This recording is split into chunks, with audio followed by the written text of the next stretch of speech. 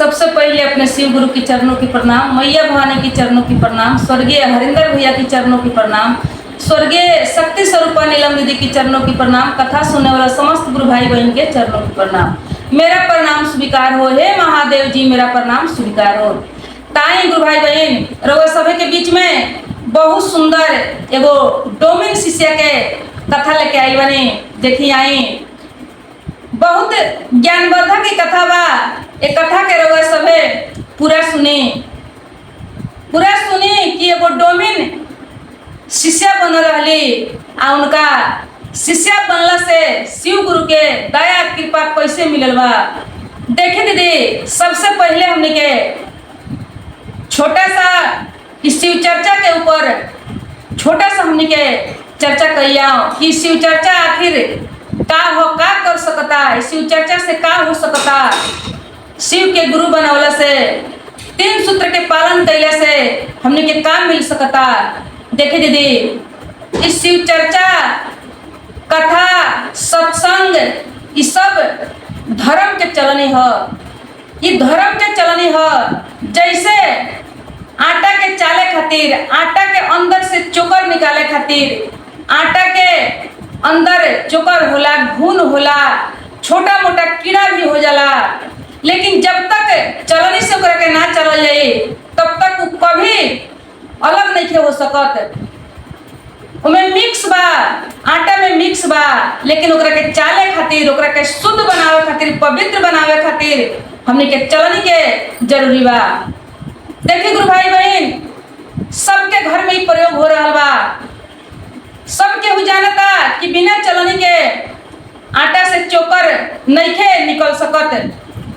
आ जब चोकर ना निकली तो वो आटा अशुद्ध बा, वो आटा में घुन बा, चोकर बा, कीड़ा बा, ओकरा के केहू खाए के तैयार ना होई।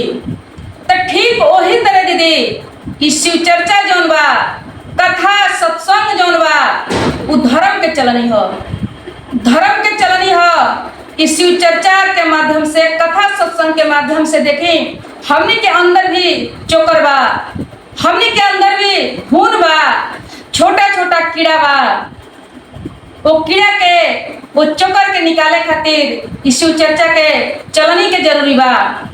कथा सत्संग के चलनी के जरूरी बा। जब तक चलनी के प्रयोग ना करें, चलनी के सहारा ना लें, तब तक हमने के अंदर के जितना भी कचरा बा, गंदा बा, वो नहीं निकल सकत। कैसे निकली दीदी? बिना कोनो साधन के, बिना मिल के, बिना ढेकी के धान कैसे कुटाई, बिना मशीन के, बिना कोल्हू के तेल कैसे पेराई। तो हमने के कोनो काम करे के बा तो ओकरा खातिर कोनो ना कोनो मशीन के, यंत्र के हमने के जरूरी बा। तो देखें हमने के इस सत्संग कथा जौन बा वो धर्म के चलनी हो। धर्म के चलनी के हमने के जरूरी बा। हमने के यदि सही जीवन जिए के बा, हमने के ढंग से जीवन जिए के बा, तो हमने के धर्म के चलनी के यदि जरूरी बा। काहे कि धर्म के चलनी यदि रउआ नहीं अपनावत, यदि आटा के रउआ चाल के नहीं खात, तो समझी कि रउआ चोकर खाएम, रउआ कीड़ा खाएम, रउआ घुन खाएम, सब कीड़ा सहित रउआ भोजन करें। और जब सब सहित रउआ भोजन करतने तो देखें वो भोजन रउआ खातिर नुकसानदायी बा, रउआ के नुकसान पहुंचाई, रउआ स्वास्थ्य खातिर, रउआ शरीर खातिर वो नुकसान बा, रउआ के बिहान बीमारी बना दी, रउआ देह में अनेकों प्रकार के बीमारी के उत्पन्न कर दी। चोकर वाला रोटी, कीड़ा वाला रोटी यदि रउआ खाता है तो ठीक वही तरह हमने के जीवन में, हमने के अंदर जौन चोकर बा, हमने के जैसे हिस, क्रोध, लोभ, लालच, अहंकार, झूठ, साच, छल, कपट, ये हमने के अंदर के कचरा हो, हमने के अंदर के ई चोकर हो, घुन हो। तो एकरा के अलग करे खातिर हमने के शिव चर्चा के जरूरी बा दीदी। हमने के गुरु के ज्ञान के जरूरी बा। ज्ञान जौन हो वो धर्म के चलनी हो। बिना धर्म के चलनी से चल के आ निकाल के हमने के जब कचरा के साइड कर जाई, तब जाके हमने के जीवन सही जियल जाई। यदि सही जिए के होखे तब हमने के शिव चर्चा के अपना जीवन में एकदम जरूरी बा। कथा के जरूरी बा, सत्संग के जरूरी बा, कोनो भी धर्म के राह के एकदम हमनी के जरूरी बा। बिना चलनी के जैसे आटा नहीं के चला सकत, चोकर नहीं के निकल सकत, कितनो उपाय करें लेकिन चोकर बिना चलनी के जैसे निकल नहीं के सकत। वैसे हमनी के अंदर के अवगुण, अंदर के कचरा, अंदर के गंदगी हमनी के बिना कथा सत्संग के दीदी नहीं के निकल सकत। कथा सत्संग सिखावेला, बतावेला कि हमने के जितना अवगुण बा वो कैसे बाहर हुई। चलनी के जैसन चाल के हमने के मन के शुद्ध बना देवेला, पवित्र बना देवेला। हमने के जीवन सही से जिए के शैली हो जाला। इस जीवन में कोनो किस्म के परेशानी आवता, दुख सितम आवता तो ओकरा से निकले के हमने के उपाय, हमने के ज्ञान, हमने के बुद्धि मिलेला। देखें अब जकरा सही ढंग से नहीं खे जिए के तो ओकरा खातिर तो कोनो जरूरी नहीं है। अब जकरा चोकर वाला कीड़ा वाला रोटी खाए के बा, बीमार पड़े के बा, ओकरा खातिर तो कोनो चलनी के जरूरी नहीं है। लेकिन जकरा सही जिए के बा, निरोग रहे के बा, ओकरा खातिर चलनी के जरूरी बा। वैसे ही एक जीवन में यदि सुखी रहे के बा, जीवन बहुत लंबा चौड़ा बा, एक जीवन में यदि सही सुखी जीवन बितावे के बा तो धर्म के चलनी के जरूरी बा दीदी। आना तो जकरा वंच के खाए के बा, पैंच के बिगे के बा, ओकरा चलनी के कोनो जरूरी नहीं है। ऐंच के खाए के बा, पैंच के बिगे के बा, कहियो खाए के बा, कहियो झुराए के बा, ओकरा खातिर कोनो जरूरी नहीं है। कहियो बीमार पड़े के बा, कहियो पकड़ाए के बा, कहियो बन्हाए के बा, ओकरा खातिर कि धर्म के ज्ञान के चलनी के जरूरी नहीं है। लेकिन जकरा सही जीवन जिए के बा ओकरा जरूरी बा। ओकरा खातिर शिव चर्चा होके, कथा सत्संग होके, चाहे कोनो भी गुरु के ज्ञान होके, कोनो भी धर्म होके, ओकरा के सही प्रयोग, सही मार्ग पर चले खातिर जरूरी बा दीदी। ताई अब हमनी के कथा के ओर चला जाओ, काहे कि वीडियो बड़ हो जाए तो रोवा लोग नाराज हो जाए। ताई हमनी के एक कथा के सुनल जाओ। देखी दीदी, एगो गांव में एगो डोमिन रहली, एगो गांव में एगो डोमिन रहली। वो डोमिन सूप दौरा बेचे लेके कहीं निकल रहली। उनकर सूप दौरा कहीं ना बिकाई, दिन भर घुमौली, लेकिन निराश होके अपन पूरा सूप दौरा लेके वो वापस लौट रहली। बहुत आत्मा में दुख रहे, लौट रहली तो अली एगो शिव जी के मंदिर है गांव से बहरे। वही मंदिर तर बैठ के थोड़ा आराम करे लगली तो वो मंदिर के भीतर शिव गुरु के चर्चा होत रहे। शिव गुरु के जब चर्चा होत रहे तब बैठ के वो सुने लगली। आ में से केहू बाहर निकलल तब पूछली कि ए दीदी यहाँ का होता है, मंदिर में का होता, बहुत लोग यहाँ दिखाई देता। गुरु बहिना लोग कहलस कि यहाँ शिव गुरु के चर्चा होता, शिव गुरु के चर्चा होता, वही से यहाँ इतना लोग आइल बा, यहाँ इतना लोग बैठल बा। कहली डोमिन किया दीदी, इस शिव गुरु के चर्चा से का होला, इस शिव गुरु के चर्चा कैला से कौन फायदा होला जे लोग इतना जुटल बा, ई चर्चा हो रहल बा। कहता लोग गुरु बहिना कि शिव गुरु के चर्चा से बहुत फायदा होला। शिव के जे गुरु बना लेवेला, 3 सूत्र के जे पालन करे लगेला, शिव से जे नेह लगा लेवेला, ओकर सब दुख परेशानी, हर कठिनाइया, ये जीवन के सारा दुख बलाय दूर हो जाला शिव गुरु के दया से, शिव गुरु के कृपा से।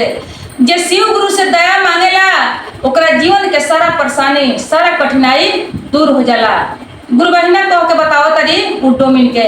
देखिए गुरु बहिना, जौन हम बतौनी है कि चर्चा एगो धर्म के चलनी है, तो रउआ सब एक कथा के माध्यम से समझ लें कि कैसे धर्म के चलनी है, ऐसे का फायदा बा।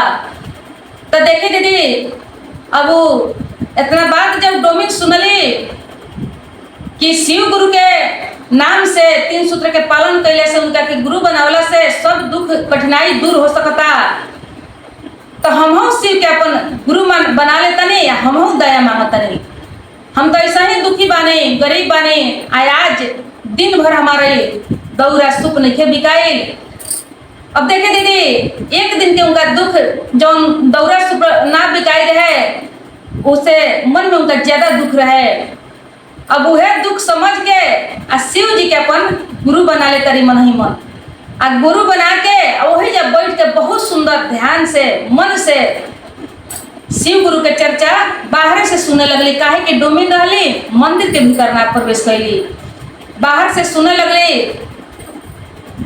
चर्चा समाप्त भइल, भजन भइल, चर्चा भइल, आरती भइल, शिव गुरु के प्रसाद बटाइल। प्रसाद में से थोड़ा सा केहू उनका के अलग से दे दिलक, प्रसाद के खैली, प्रसाद के खैली, मन ही मन शिव के ध्यान धैले रहली। तब तक देखिए गुरु बहिना, वही जा थोड़े देर में उनकर जितना सुख दौरा रहे सब बिकाए लागल। उनमें जितना गुरु बहिना लोग आई रहे उहे लोग खरीदे लागल, उहे लोग किने लागल, कुछ लोग आवे जाए तक किने लागल। अब तुरंत के तुरंत उनकर सुख दौरा जौन बा सब सुख दौरा उनकर बिका गई, तुरंत बिका गई। ना गुरु बनाओ तो देरी भइल, ना उनका मन में उहे दुख रहे। वो दिन वही से निराश रही कि आज हमारा सुख दौरा नइखे बिकाई। लेकिन देखिए तुरंत के तुरंत शिव के गुरु बना लेली, शिव चर्चा मन से ध्यान से सुने लगली, और तुरंत उनका फायदा हो गई, तुरंत उनका फायदा हो गई। हमने के शिव गुरु बतौले बनी, हमने के साहेब भैया बतौले बनी कि विश्वास ना होके तब पहला आजमा के देखी, पहला आजमा के देखी। शिव के पहला कुछ मांगिए ली, पहला तक काम करिएला, ओकरे बाद में बनिहारी रहेला। लेकिन शिव के यदि अजमावे के बाद, शिव के दया के यदि अजमावे के बाद, शिव के कृपा शक्ति अजमावे के बाद, तो शिव से पहला कुछ मांग के देख ली, बाद में रउआ गुरु बनाए, बाद में रउआ शिव के चर्चा करें, बाद में रउआ 3 सूत्र के पालन करें, पहला मांग के देख ली। ठीक वही तरह वो डोमिन के ना मन में बसावत देरी भइल, ना शिव के गुरु बनावत देरी भइल, ना पल भर में उनकर छैटा दौरा बिकात देरी भइल। गुरु बहिना, अब उनकर छैटा दौरा जब सब बिका गई तो डोमिन एकदम खुशी हो गई, प्रसन्न हो गई। उनकर वही बात के चिंता रहे और उनकर सब सुख दौरा बिका गई। बहुत मन में उनका खुशी लागल, कहत रही कि हे शिव गुरु, रउआ तो धन बने, दिन भर लेके पूरा बउआइल बनी, घूमल बनी, कहीं सुख दौरा नहीं बिकाइल, लेकिन आज तो रउआ कमाल कर देनी, इतना फायदा इतना नफा तो कहियो ना भई रलो। अब देखिए गुरु बहिना, उनका मन में विश्वास हो गई भक्ति के ऊपर, शिव गुरु के नाम से उनका विश्वास हो गई। अब गुरु बहिना लोग से जाके कहतरी कि ये गुरु बहिना, हमहू चाहतनी एक दिन अपना घरे चर्चा करावे के। कहत लोग गुरु बहिना कि ठीक बा, चर्चा करा ली हो। कहतरी कि ये गुरु बहिना, चर्चा में का लगेला रउआ सभे बताई, हमरा के एगो डेट दी, आ वो डेट में रउआ सभे हमरा घरे चलाएं। हमरा मन में बहुत श्रद्धा बा कि हम चर्चा कराएं। गुरु बहिना लोग एगो डेट बता दिलक, कहलक कि ठीक बा, सब पूजा के सामान बतौलक, फल फूल जौन भी प्रसाद लगेला सब कुछ बता दिलक। सब बता के गुरु बहिना वो डोमिन के बता दिलक। सब लोग अपना अपना घरे गए, डोमिन अपना घरे गईली। अब वो दिन से शिव गुरु के अपना मन में, अपना हृदय में बैठा ले लिए गुरु बहिना, अपना हृदय में बैठा ले ली शिव गुरु के। हर दम शिव गुरु के ध्यान में वो डूब गई, डूबा रहस। अब देखें, जहिया चर्चा के डेट रहे वो डेट आ गई। बड़ा खुशी से अपन जौन भी टूटही मड़ही रहे, अपन आंगन दुआर के लिपाई पोताई कैली, सर सफाई कैली।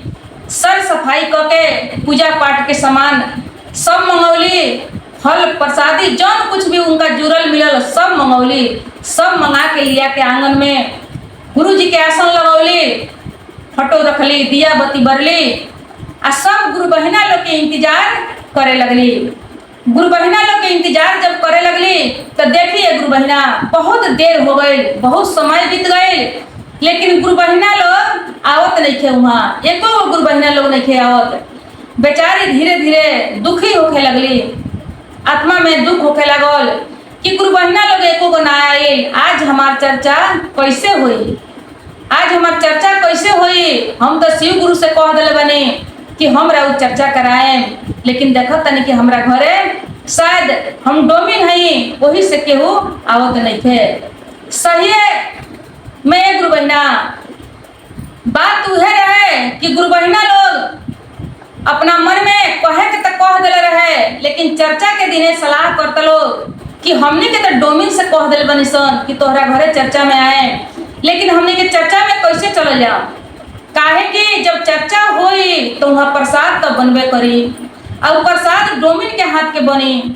जब डोमिन के हाथ के प्रसाद बने तो हमने के प्रसाद कैसे लहल जाई, प्रसाद के ग्रहण कैसे कई जाई?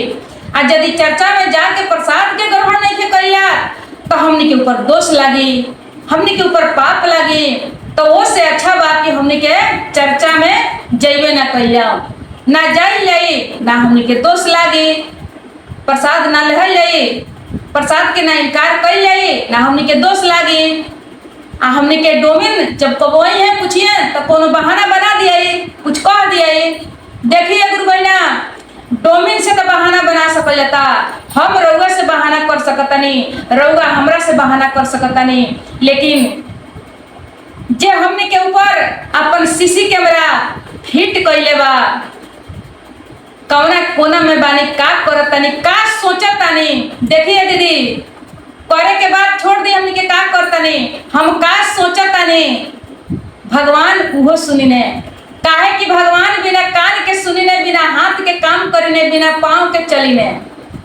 भगवान अंतर्यामी है, बिना कान के सुन सकतनी, बिना हाथ के काम कर सकतनी, बिना पाँव के चल सकतनी। इस सब के कथा बा दीदी, इस सब के प्रूफ बा कि बिना कान के भगवान सुन सकतनी। आ हम का सोचतनी, रउआ का सोचतनी, भगवान सब सुन सकतनी, इनमें कोनो संदेह नहीं है। इस सब के कथा बा, जब ये कथा रउआ सब सुने तो एकदम स्पष्ट झलके लगी, लेकिन कथा कहीं और बाबू ओकरा के कहल जाई तो कथा ही बड़ हो जाई। तो देखी गुरु बहिना से लोग बहाना करे के सलाह कर कि उनका से डोमिन से हमने के बहाना कर दिया, लेकिन शिव गुरु से बहाना के कर सकता? जे अपन सीसी कैमरा धरती के निर्माण भइल बा, तब से अपन सीसी कैमरा फिट कइले बा हमने के ऊपर। आज हमने के ए धरती पर संसार में अभी अभी कुछ दिन पहले सीसी कैमरा के निर्माण भइल बा, लेकिन हमने के महादेव जी के, हमने के ईश्वर के, परमात्मा के नजर में हमने के जब से धरती के सृष्टि भइल तब से सीसी कैमरा लागू बा हमने के ऊपर। हमने के समझ ना आए वाला दीदी। अब देखें अब का भइल कि डोमिन गुरु बहिना तो बहुत निराश हो गई, एकदम दुखित हो गई कि हमार शिव गुरु नाराज हो जाइए। अब देखिए गुरु बहिना एक दिन तो चर्चा सुन ले रही, उनका ज्ञान उतना जानकारी ना रहे, लेकिन गुरु जी के अपना मन में बसौले रही, डर से बसौले रहली, डर से बसौले रहली। भले कुछ जानकारी ना रहे, चर्चा कैसे हुई, भजन कैसे हुई, लेकिन गुरु जी के केवल विश्वास कैले रही गुरु के। अब वही विश्वास से लेके वो अपना गुरु जी से कह के कि हे गुरु जी, हमरा ज्ञान नहीं है, हमरा जानकारी नहीं है कि राउर चर्चा कैसे हुई, राउर भजन कैसे हुई। गुरु बहिना लोग ना आए, अब बस शिव गुरु के नाम के वो जाप करे लगली, कहली कि हमरा जौनावता उहे जाप हम करतनी हे गुरु जी। अब शिव गुरु के ध्यान धके केवल शिव गुरु के नाम के जाप कैली, 2 घंटा 3 घंटा कैली पूरा जाप कैला के बाद में गुरु बहिना आरती कैली, अकेला ही आरती कैली, झरझर आँख से आंसू गिरता। आरती जब करत रहली, जैसे आरती समाप्त होता तैसे उनका दरवाजा पर एगो साधु बाबा आ गईनी। साधु बाबा जब आईने पुकार लगौनी तो गुरु बहिना आँख से आंसू गिरावते वो डोमिन शिष्या निकला तारी। डोमिन शिष्या जब निकला तारी तो साधु बाबा कहनी कि तू काहे रो तर काहे निराश बाड़ू, हम तो तारा द्वार पर भिक्षा खातिर आई बनी आ तोहरा आंख से आंसू आवता, काहे का दुख बा।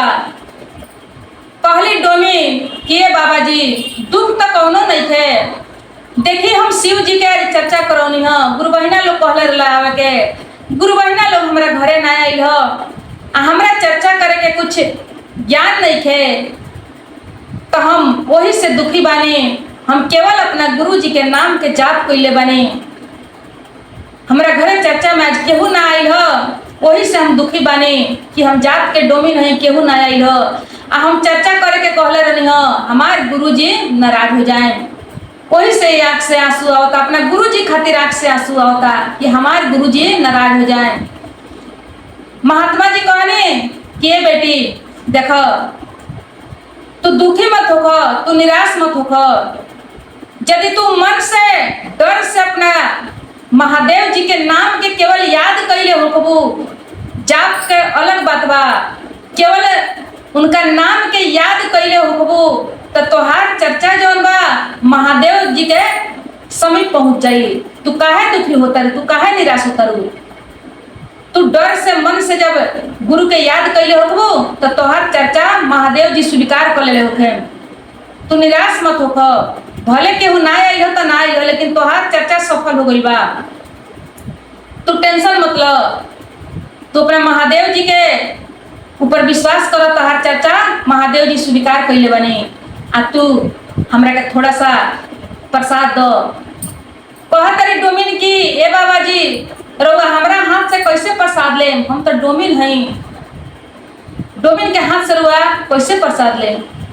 कहत रही साधु बाबा कि ना, हमरा डोमिन के हाथ के प्रसाद नहीं खेले के, हमरा तो महादेव जी के शिष्य के हाथ के प्रसाद चाहिए, आ तू महादेव जी के शिष्य बन चुकल बड़े, तो शिष्य के एक ही गो जात होला, भगवान के भक्त के, भगवान के शिष्य के, भगवान के चेला के एक ही गो जात होला। ओमे डोम दुसार चमार ब्राह्मण राजपूत गुंजार ना होला, एक ही गो जात होला। तो तू महादेव के शिष्य हो, हम एगो संत हैं, तू हमरा के प्रसाद लिया के दो। अब देखिए गुरु बहिना, अब वो प्रसाद लिया के बाबा जी के देली, आ बाबा जी कहने कि तू दुखित मत होइया, तू केवल अपना महादेव जी पर विश्वास रखले रहियो, आ ये विश्वास के डोर कहियो टूटे जन दिह, हर पल हर क्षण महादेव जी तोहरा साथ में रहे। तू दुखी मत होइया कि हम डोमिन हैं, तो हमार चर्चा हमार पूजा पाठ महादेव जी स्वीकार करें कि ना करें। कह के महात्मा जी वहां से चल गई नी, अब बेचारी प्रसादी उठौली, अपना जाति बिरादरी में बांट बुट देली। अब महात्मा जी जब गांव में गई नी, तब गांव में देखिए गुरु बहिना महादेव जी के लीला, जितना गुरु बहिना रहे लो सब गुरु बहिना लोग छितरा गई रहे, सब लोग बीमार पड़ गई रहे, सब लोग बीमार पड़ गई रहे। वो गांव में हैजा फैल गई रहे, केहू के खांसी, केहू के सर्दी, केहू के हैजा, परेशान रहे लोग, चकित रहे कि एक बार ऐसे कैसे हो गई खो। अब देखिए गुरु बहिना महात्मा जी साधु बाबा जब पहुंचता नहीं, खबर जब मिलता, सब लोग साधु बाबा के जान के पूछे लगल। साधु बाबा कहने कि जरूर कुछ ना कुछ तहनी से कुठे भइल हुई, कुछ ना कुछ गलती भइल हुई, वही के परिणाम हो, काहे कि हैजा वायरस ये सब कोनो कोनो कुठे के वजह से होखेला। कहता लोग कि कोनो कुठे वैसा नहीं खे भइल, कुछ गलती नहीं खे भइल, लेकिन साधु बाबा कहने की तहनी लोग याद कर, कुछ ना कुछ तहनी से जरूर गड़बड़ भइल बा। अब वही में कुछ लोग कहलस कि बाबा जी एगो तो बात समझ में आवता कि आज डोमिन के घरे एगो शिष्य, डोमिन शिष्य के घरे एगो चर्चा रहल, हमनी सभे वो चर्चा में जाए के कहले रहनी हो, लेकिन डोमिन समझ के हमनी सब उनका घरे ना गईनी हो। यह तो इतना गलती लौकता कि उनका हाथ के प्रसाद हमनी के कैसे खाई जाई।